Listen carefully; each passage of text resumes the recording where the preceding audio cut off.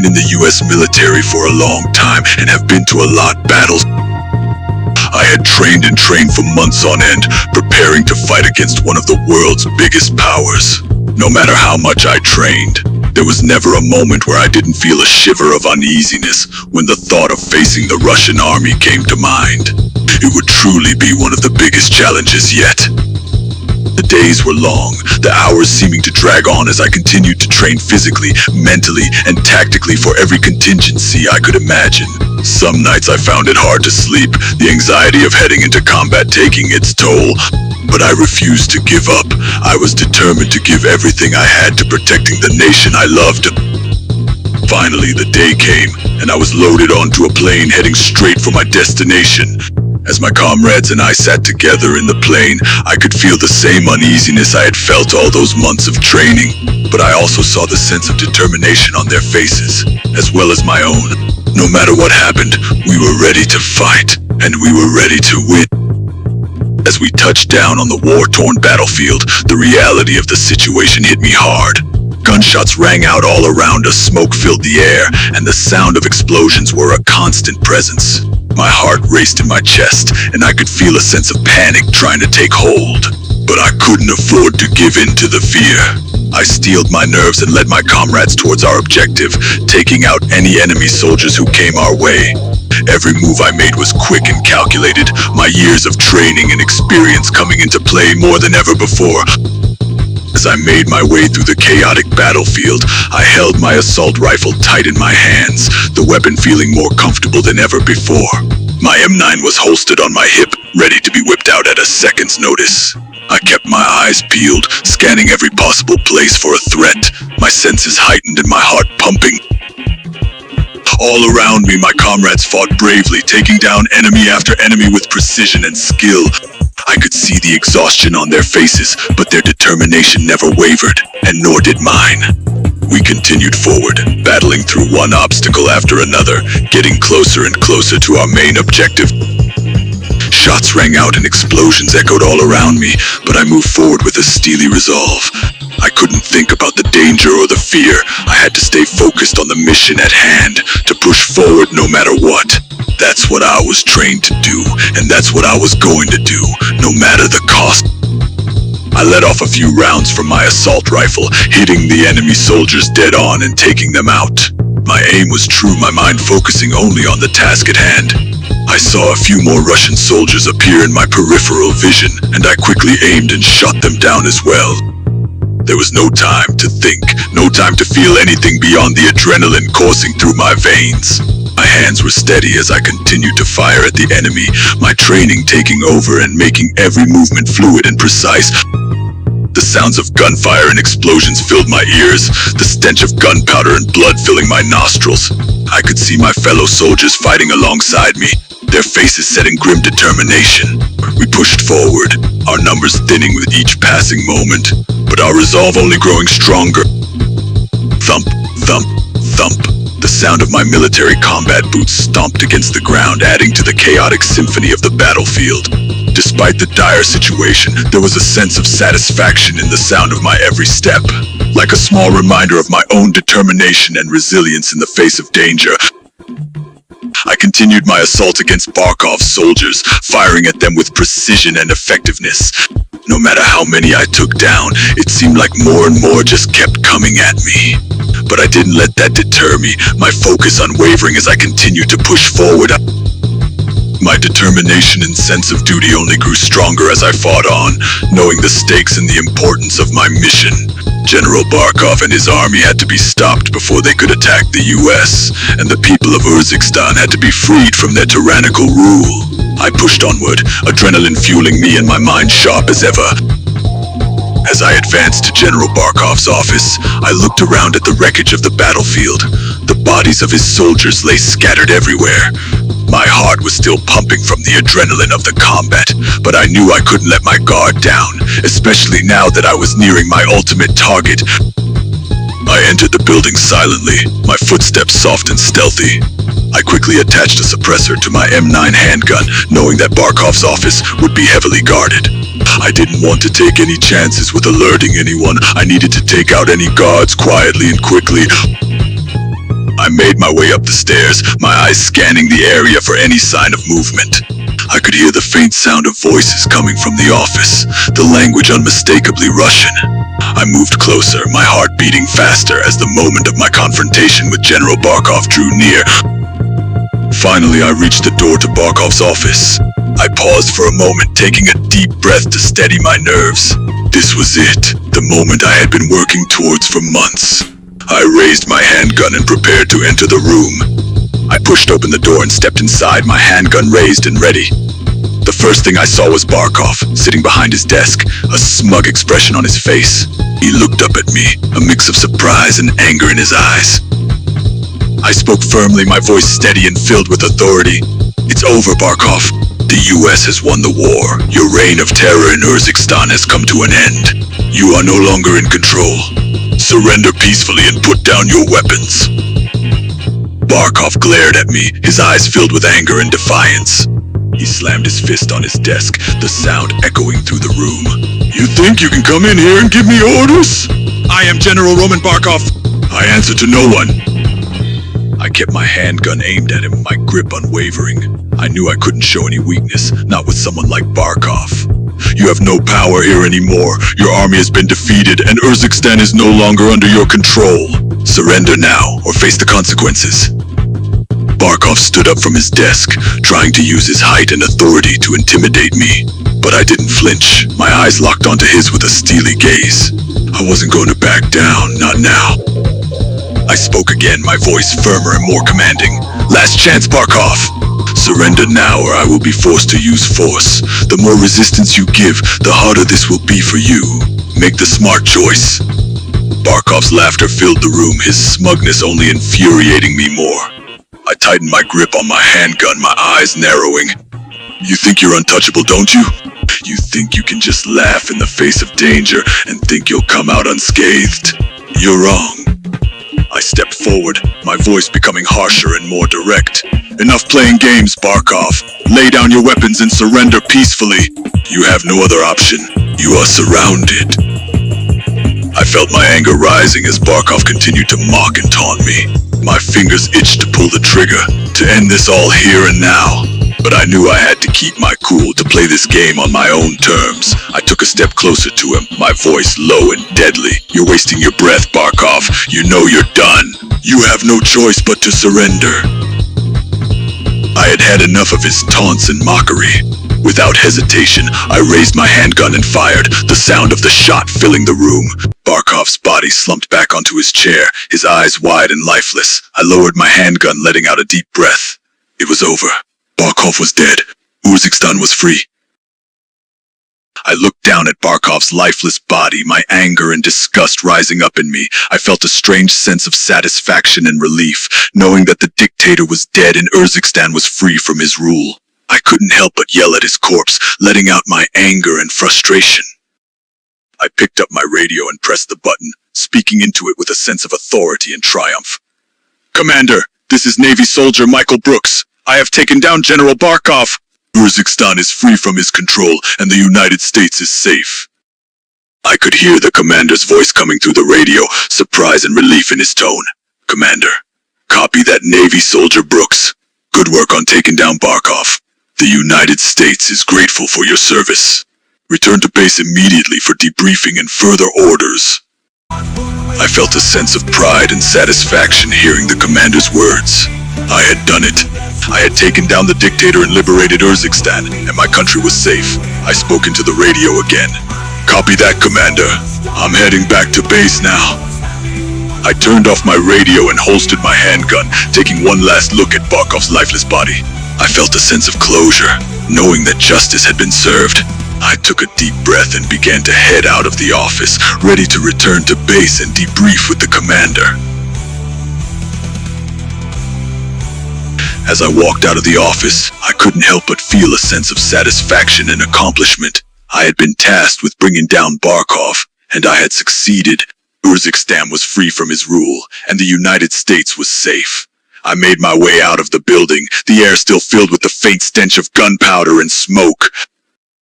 I took a deep breath, inhaling the air and taking in the sounds of the battlefield around me. It was still chaotic, but there was a sense of relief in the air, knowing that Barkov was gone and the fight was over. I began making my way across the battlefield, occasionally passing by the bodies of fallen comrades and enemies alike. Each one served as a reminder of the cost of war and the sacrifice that had been made for the sake of victory. The sounds of gunfire and explosions had faded, replaced by the sounds of birds and insects as nature slowly began to reclaim the area. I looked around at the wreckage of war that surrounded me. The crumbled buildings and destroyed vehicles a testament to the intensity of the battle that had taken place. As I continued on, I found myself reflecting on the events that had led me to this moment. The months of training, the months of fighting, the friends and comrades I had lost along the way. It had been a long and difficult road, but in the end, we had prevailed. I finally returned to base, the familiar surroundings bringing a sense of comfort and stability. I walked toward the commander's office, my footsteps echoing loudly in the otherwise quiet area. I knocked on the door, waiting for the commander to invite me in. After a moment, I heard his voice from inside, telling me to enter. I opened the door and stepped inside, seeing the commander sitting behind his desk. He looked up at me, a look of respect and gratitude on his face. "It's good to see you, Navy Soldier Brooks. Have a seat."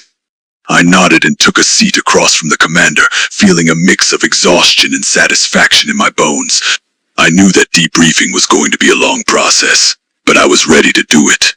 "First and foremost, I want to commend you for completing your mission and bringing down Barkov. You did a great job out there, son." I felt a sense of pride in the commander's words, knowing that my efforts had been recognized and appreciated. "Thank you, Commander. I did what I had to do." "Yes, you did. And because of you, Urzikstan is free from Barkov's rule and the United States is safe. We owe you a debt of gratitude." The commander shuffled through some papers on his desk, pulling out a folder and opening it. "As for your orders, we'll need to debrief you and get a full report on your mission and the events that took place. But first, I have a surprise for you." I raised an eyebrow in curiosity. The commander had a surprise for me? I wasn't sure what to expect, but I was intrigued.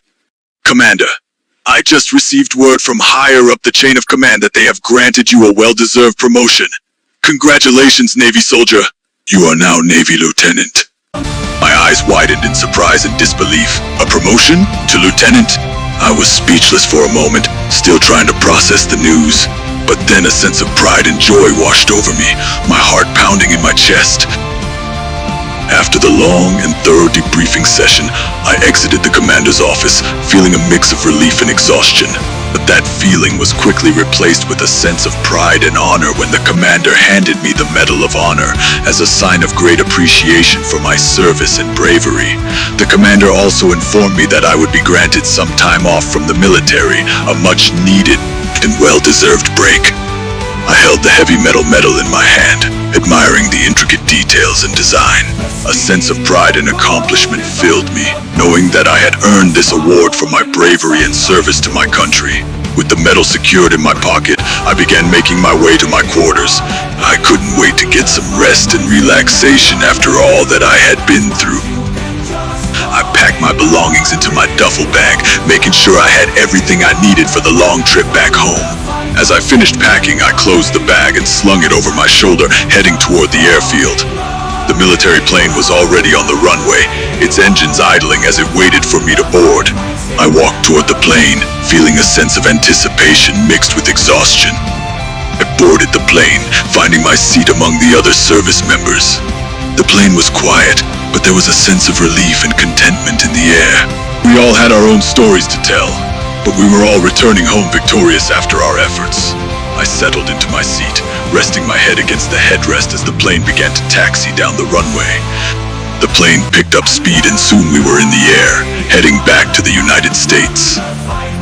I looked out the window of the plane, watching the landscape below us grow smaller and smaller as we flew further and further away. We were leaving the chaos and destruction of the battlefield behind us, returning to our homes and loved ones. I leaned back in my seat, feeling a sense of peace and closure. The war was over, Urzikstan was free, and my country was safe, and I had played a part in making that happen. The plane ride was quiet and uneventful, the only sound the steady hum of the engines. I closed my eyes and allowed myself to doze off, exhausted from the events of the past few weeks. I dreamt of home, of my family and friends, and the life that awaited me upon my return. The plane touched down on the runway, its wheels hitting the pavement with a slight bump. I startled awake, rubbing my eyes as I looked out the window. We had arrived back in the United States. I could see the familiar landscape and buildings outside, and I felt a rush of emotions wash over me. I was finally home. I gathered my belongings from my seat and filed out of the plane, along with the other service members. I looked around, taking in the sight of the base, feeling a sense of relief and nostalgia wash over me. The sound of military personnel and equipment hummed in the background, a familiar yet comforting sound. I walked toward the parking lot where my personal military jeep was located. The Army had gifted it to me as a token of appreciation for my service. It was a sleek, well-maintained vehicle that had served me well on the battlefield. I approached the jeep, admiring its rugged design and sturdy build. I opened the door and climbed into the driver's seat, feeling the familiar, worn leather of the seat beneath me. I started up the jeep and backed out of the parking lot, pulling out onto the main road. The drive home would take some time, but I didn't mind. The open road and the fresh air felt good after being cooped up in the military base. As I drove, I watched the scenery around me change as I left the base and entered the suburban area outside. The familiar sights and sounds of home brought a sense of comfort and solace to me. I continued down the familiar roads, passing by homes and restaurants that I had known my whole life. It felt surreal to be back home after all I had been through in the war. The streets were peaceful and quiet, a stark contrast to the battlefield that I had just left behind. I rolled down the windows, letting the cool air blow through the jeep and into my face. The familiar scent of fresh-cut grass and a hint of salt water from the ocean nearby filled my nose, further grounding me in reality. I drove past the town park where I had played as a child. The swings and slide looked smaller and more dilapidated than I remembered, but the familiar, worn wood and faded paint brought back a flood of memories. I continued on, passing by my old high school and the local grocery store where I had worked as a teenager. Nostalgia washed over me, and I felt a pang of sadness as I reminisced on the simpler, carefree days of my youth. Finally, after hours on the road, I arrived at my large suburban house. The familiar brick structure and neatly trimmed lawn stood in stark contrast to the chaotic and dangerous battlefield I had left behind. I parked my Jeep in the driveway, taking a moment to survey the outside of my house. The paint was still in good condition, and the windows were clean. It was exactly how I had left it months ago before being deployed. I stepped out of the Jeep and headed up the walkway to the front door, taking a deep breath. I was home, and it felt surreal. I fumbled in my pocket for the keys, finally finding them and unlocking the front door. I pushed it open and stepped inside, feeling the cool, familiar air hit my skin. I walked into the living room and sat down heavily on the familiar soft couch. I let out a sigh of relief, feeling the exhaustion and tension from my time in the war start to melt away. I looked around the room, taking in the familiar details of my home. The pictures on the wall, the furniture and decorations that still looked the same as I had left them all those months ago. I leaned back against the couch, my thoughts swirling as I reflected on the events of the past few months. I felt a sense of pride in what I had accomplished, knowing that I had played a part in liberating Urzikstan from Barkov's grip and protecting my country from his wrath. I couldn't help but hope that Russia would find a new, sane and patriotic general to represent and lead their army, and that they would take a more supportive and helpful role in regards to Urzikstan if needed. I shifted my position on the couch, resting my head back against the cushions. I felt a sense of closure and satisfaction, knowing that Urzikstan was now free and my country was safe. I closed my eyes, feeling the exhaustion of the journey home and the long months of war finally catching up to me. I let myself doze off, feeling grateful for the rest and relaxation that I had finally earned. As I slowly woke up from my catnap, my stomach growled, reminding me that I was hungry. I sat up on the couch, stretching and yawning as I shook off the last remnants of sleep. I stood up and made my way into the kitchen, feeling my stomach grumble with hunger. I opened the fridge and took out some ingredients to make myself lunch, feeling a sense of normalcy in the simple act of cooking for myself in my own kitchen. As I looked around the fridge, I realized that I was feeling too tired and lazy to cook. The thought of standing over a hot stove and chopping vegetables was not appealing to me after everything I had been through. So, I decided to order some Popeyes from DoorDash instead. I pulled out my phone and opened the DoorDash app, browsing the menu and selecting a few items that caught my eye. I placed the order and waited patiently, my stomach growling with anticipation. I scrolled through the menu, looking at all the options for Popeyes.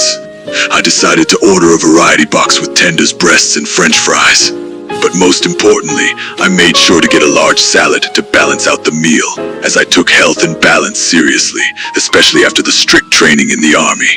I added the salad to my order and confirmed the delivery address. I heard a knock at the door, signaling the arrival of the delivery. I rushed to the door and opened it, seeing the delivery person holding the familiar brown paper bags of Popeyes. The smell of fried chicken and French fries wafted through the air, making my stomach growl with anticipation. I took the bags from the delivery driver and pulled out my wallet. Instead of just paying the cost of the order, I handed the driver a crisp $100 bill as a generous tip. The driver's eyes widened with surprise and gratitude as he thanked me profusely. I smiled and nodded, feeling good about the kind gesture. The driver bid me farewell and headed back to his car, leaving me with my bags of Popeyes on the doorstep. I closed the door and made my way to the kitchen, my mouth watering in anticipation of the meal. As I gathered the food and placed it on the coffee table, I reached into the kitchen fridge and grabbed a bottle of water. I knew that staying hydrated was an important part of health balance, especially after the strenuous physical activity of the last few weeks. I placed the water next to the food and took out the salad, feeling glad for the added nutrition and freshness. I sat back on the couch, grabbing my remote control and turning on the TV. I flipped through the channels, settling on some gameplay of my favorite games that I had picked up and enjoyed over the years. Call of Duty, Modern Warfare, Call of Duty, Ghosts, Escape the Backrooms, The Joy of Creation Reborn, Operator, a new military game that had just come out last month, Five Nights at Freddy's, and Gary's Mod. I took a bite of my Popeyes chicken and fries as I watched the gameplay unfold on the screen. As I watched the gameplay on the screen, I felt a small sense of nostalgia as I recognized the familiar maps and characters. I continued to munch on my Popeyes, alternating between bites of chicken and fries and sips of water.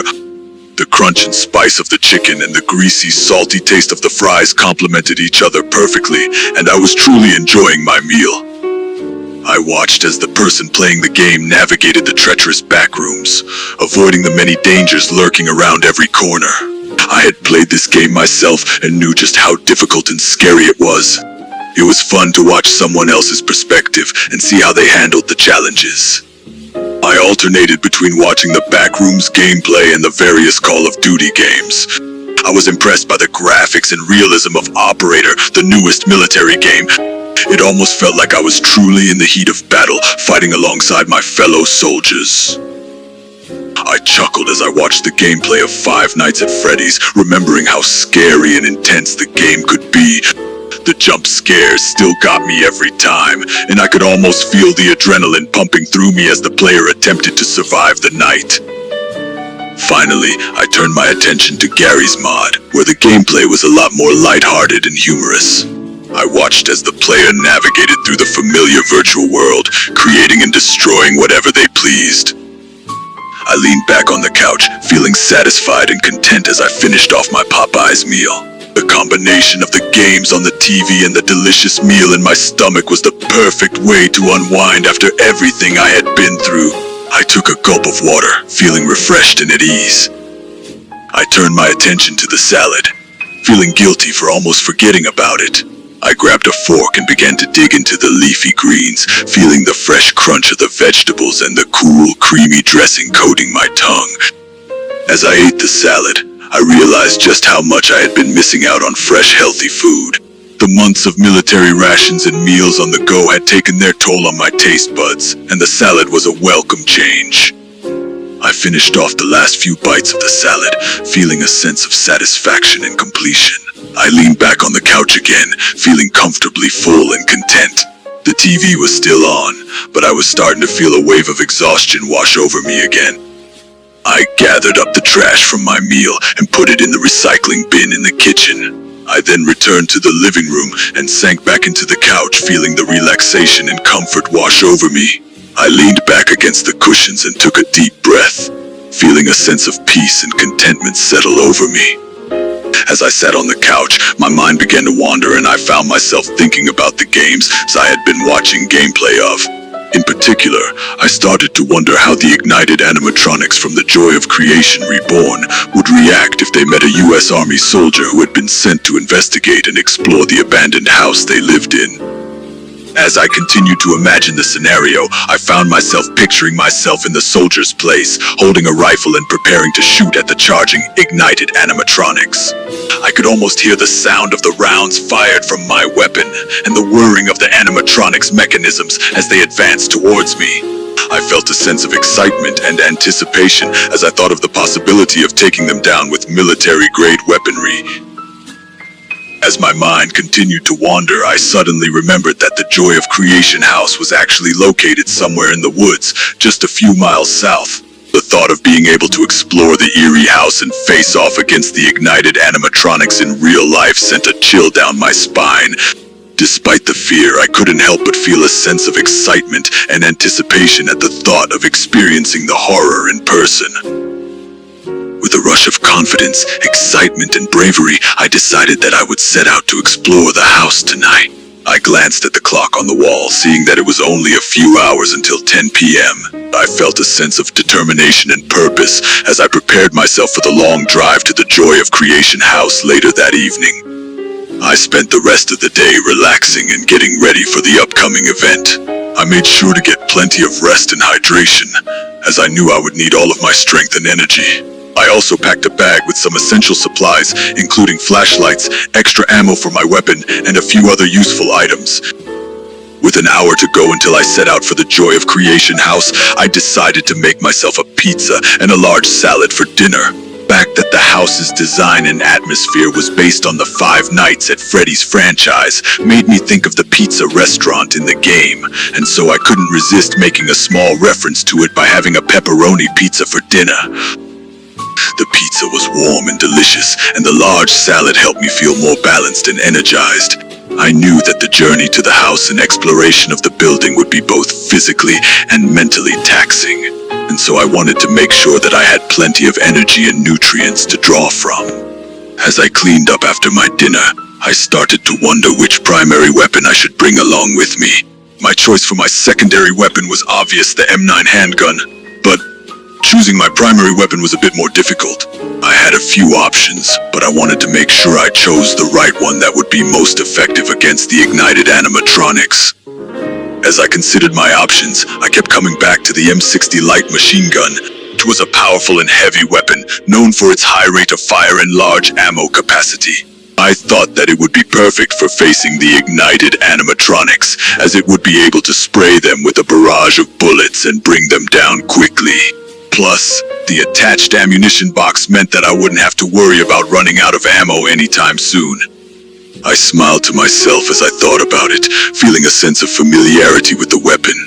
As a fan of Call of Duty, Black Ops, I had used the M60 LMG many times and knew just how effective it could be in the hands of a skilled soldier.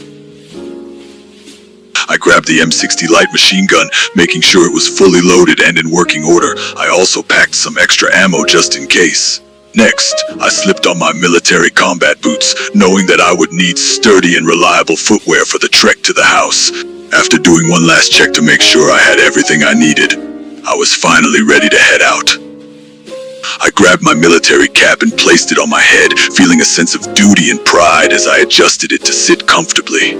Then, I headed out to my military Crusader Jeep, feeling the adrenaline begin to pump through my body with each step. This was it. The moment I had been prepared for all day. I climbed into the driver's seat of the Jeep, feeling the hum of the engine as I turned the key and started it up. The familiar rumble of the vehicle made me feel prepared and ready to face whatever lay ahead. I put the Jeep in drive and began the journey to the Joy of Creation house. I backed the Jeep out of the driveway, feeling a sense of purpose and determination with each turn of the steering wheel. The path to the Joy of Creation house was going to be long and dark, but I knew that I had to push forward and confront the dangers that awaited me. I drove the Jeep down the street, the headlights cutting through the darkness of the night. The street was quiet and empty, with only a few streetlights providing some faint illumination. I took a deep breath, feeling the mixture of excitement and nervousness as I continued towards the Joy of Creation house. I merged onto the main road and began driving south, feeling the powerful rumble of the Jeep as it gained speed. The headlights lit up the way in front of me, revealing the dark and twisting road that led to the Joy of Creation house. I kept a steady hand on the wheel, my eyes firmly fixed on the road ahead. As I continued driving, the main road began to lead into the woods, the trees on either side growing denser and taller. The headlights of the Jeep provided the only source of light, casting eerie shadows on the road in front of me.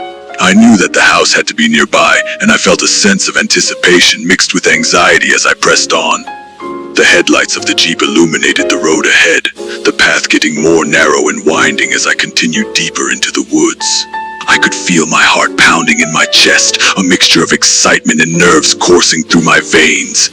I gripped the steering wheel tighter, knowing that I was getting close to the house now. After about 10 minutes, I came up to a dirt road that was surrounded by tall wooden poles with small lamps attached to them. The lamps provided a dim, flickering light that cast shadows on the path, making it look even more ominous.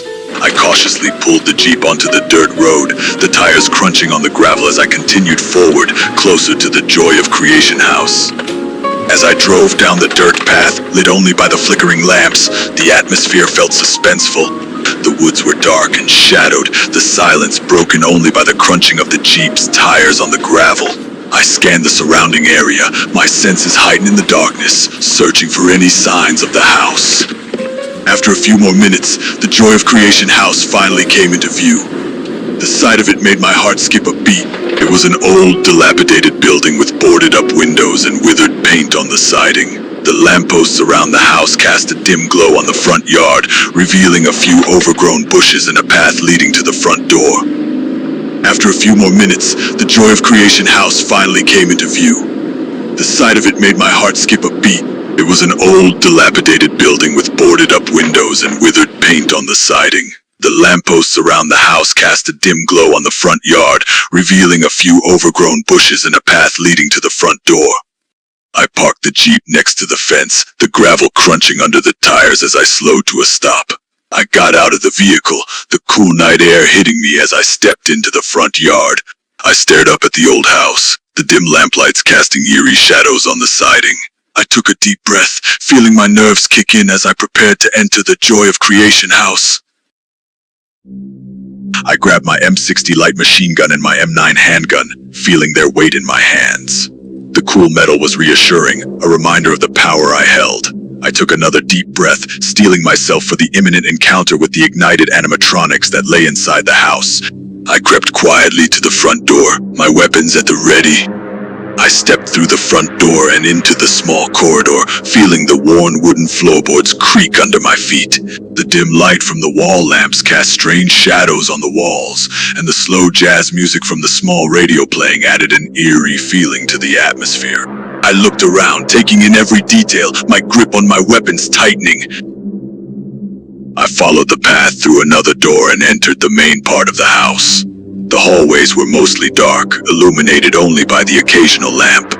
I could hear the creaking of the old floorboards, the sound echoing through the eerie silence. I could make out 2 rooms in the shadowy hallway, and I cautiously moved forward, careful to keep my weapons at the ready. I began to walk down the hallway, my footsteps light and silent.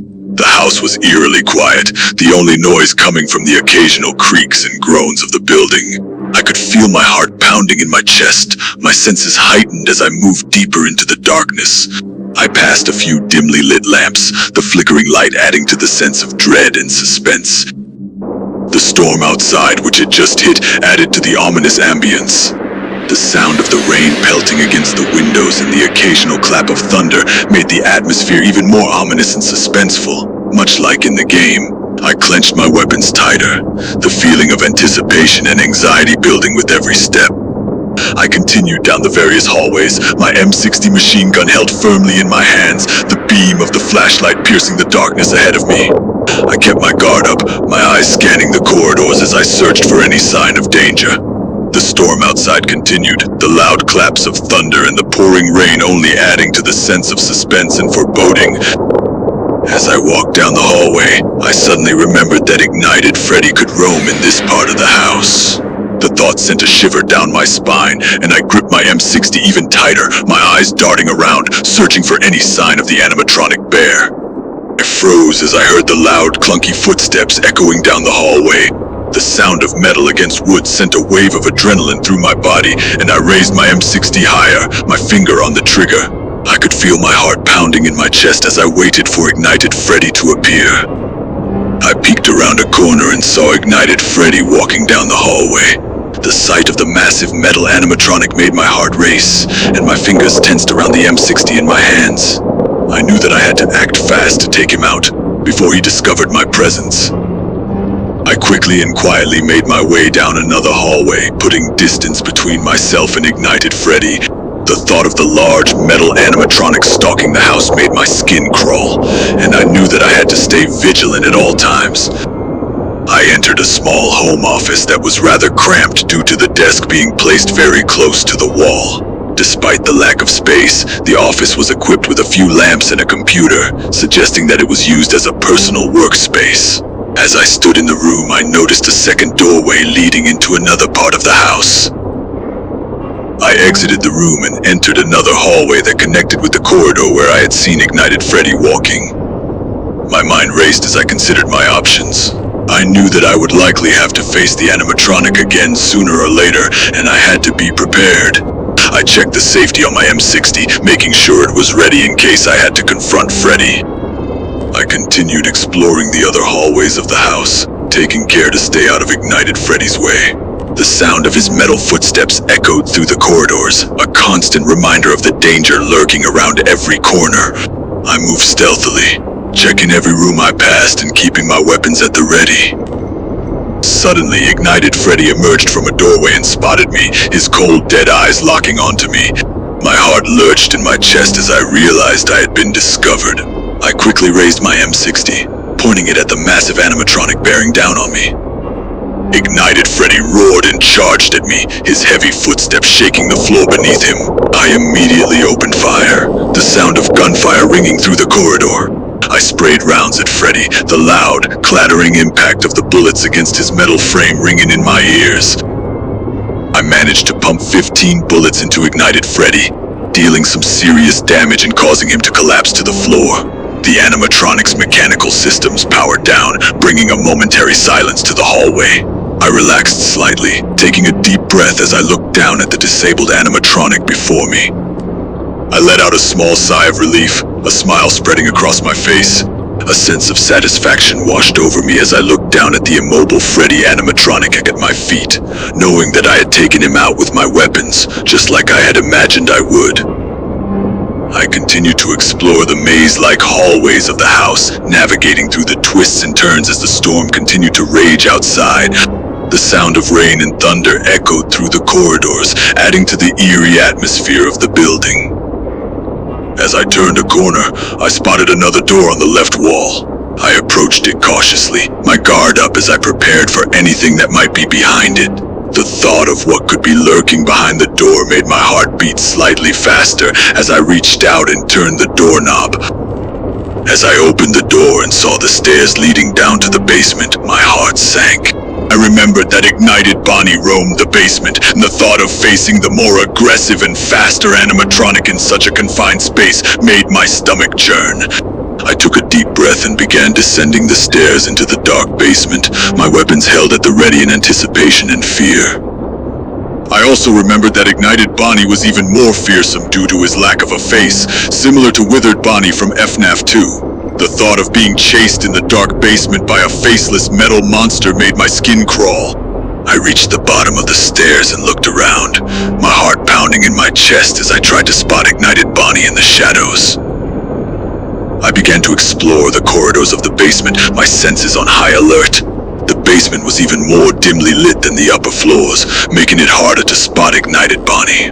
My heart raced with anticipation as I stalked the dark passages, my M60 trained on every shadow, ready to unleash a volley of bullets at the slightest hint of the animatronic's presence. As I continued my search for Ignited Bonnie, I suddenly heard a loud, banging noise coming from one of the rooms in the basement. The sound made my heart jump, and I crept silently towards the room, my fingers gripping my M60 tightly. I edged closer to the door, not sure what I would find on the other side. I saw a bright red light through the door and could hear the sound of Ignited Bonnie's loud mechanical footsteps as the animatronic approached. I watched in terror as he lumbered past the door, the sight of his faceless head making my skin crawl. I knew that I had to act fast if I wanted to avoid confrontation with the dangerous animatronic. I turned down another corridor, putting distance between myself and the area where Ignited Bonnie was patrolling. My heart was still racing from the close encounter, and I knew that I had to be even more careful moving forward. I continued my exploration of the basement, checking every room and corridor I came across, making sure to stay hidden and out of sight. The basement was a maze of pathways and doors, and I knew that there would be other ignited animatronics lurking around every corner. After 10 minutes of exploring the basement, creeping through the dimly lit corridors and checking every room and corner, I decided it was time to make my move. I carefully made my way back to the area where the staircase leading up was located, mentally preparing myself to confront Ignited Bonnie if I encountered him. As I reached the area where the stairs were, my heart sank as I realized that Ignited Bonnie was there, standing in the hallway before me.